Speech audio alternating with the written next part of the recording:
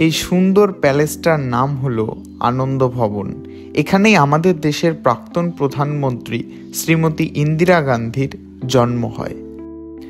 এই আনন্দ ভবনের ভেতরে একটি মিউজিয়াম রয়েছে, যেখানে এই আনন্দ ভবন সম্পর্কে বিভিন্ন তথ্য যেমন রয়েছে, তেমনি এই গান্ধী পরিবার বা নেহেরু পরিবারের কি ব্যাকগ্রাউন্ড ছিল, তাদের কি ইতিহাস ছিল, সেই সম্পর্কেও বলা রয়েছে।